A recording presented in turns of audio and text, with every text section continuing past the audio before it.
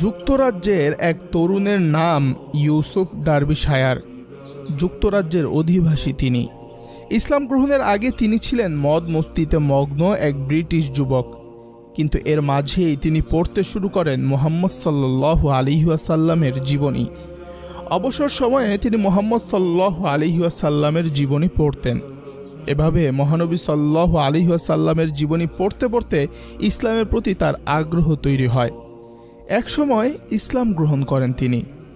মহানবী সাল্লাল্লাহু আলাইহি ওয়াসাল্লামের চাচা হামজা রাদিয়াল্লাহু তাআলা আনহুর জীবন তাকে দারুণভাবে প্রভাবিত করে। ফলে তার বোনের নামের সঙ্গে মিলিয়ে নিজের মেয়ের নাম রাখেন সাফিয়া।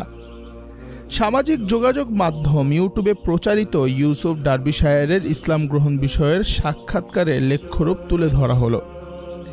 মুসলিম হওয়ার আগে আমি ছিলাম একজন সাধারণ ব্রিটিশ বালক। আমি রবিবার সন্ধ্যায় মদ পান সহ এমন সব কিছুতেই অভ্যস্ত ছিলাম। 5 বছর আগে আমি ছুটি কাটাতে গ্রিসে যাচ্ছিলাম।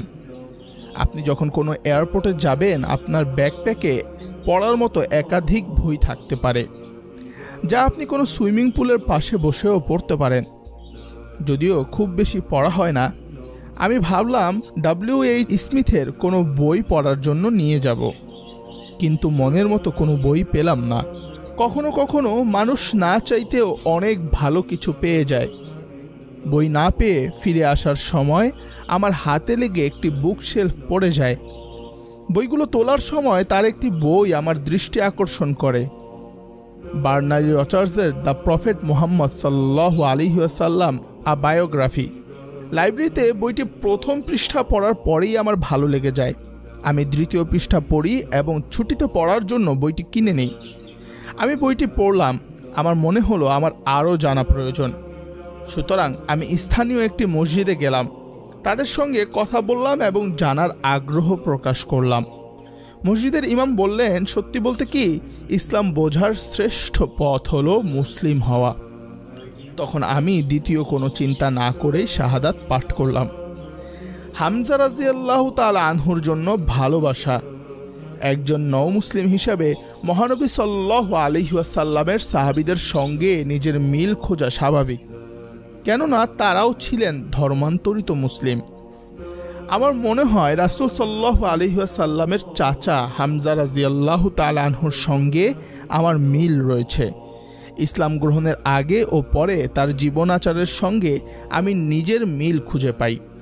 যেমন তিনি আনন্দময় সময় কাটাতে পছন্দ করতেন, এমন অনেক কিছুই মনে হয় মিলে যায়। সুতরাং হজের সময় আমি উহুদ যুদ্ধের প্রান্তরে, যেখানে হামজা রাদিয়াল্লাহু তাআলা আনহু শহীদ হয়েছিলেন, সেখানে যাই এবং সময় কাটাই। উহুদের প্রান্তরে আমি যখন হাঁটছিলাম, যেন প্রশান্তির ভেতর দিয়ে যাচ্ছিলাম। আমি আবেগ উপ্লুত হয়ে কাঁদছিলাম, কিছুতেই কান্না থামাতে পারছিলাম না। আমি হাঁটতে হাঁটতে সামান্য উঁচু করে দেওয়া কবরস্থানের প্রাচীরের কাছে পৌঁছলাম এবং হামজা রাদিয়াল্লাহু তাআলা আনহু সহ উহুদের শহীদদের জন্য দোয়া করলাম। কাঁদতে কাঁদতে বাসে ফিরে এলাম।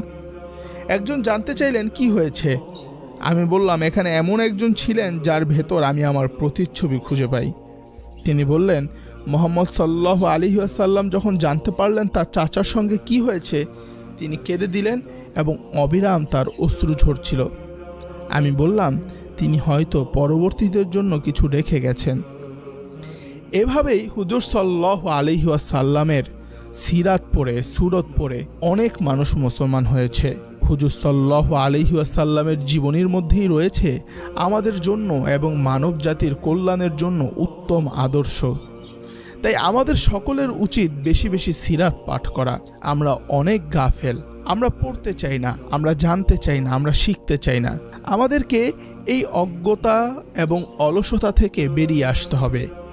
আমাদেরকে হুজুর সাল্লাল্লাহু আলাইহি ওয়াসাল্লামের সিরাত নিয়ে বেশি বেশি গবেষণা করতে হবে। সাহাবায়ে কেরামের জীবনী নিয়ে বেশি বেশি গবেষণা করতে হবে। তাহলে আল্লাহ তাআলা আমাদের মধ্যে ঈমানের নূর ঢেলে দিবেন। আল্লাহ তাআলা আমাদের সবাইকে সঠিক পথে চলার এবং বলার তৌফিক দান করুন। আমিন।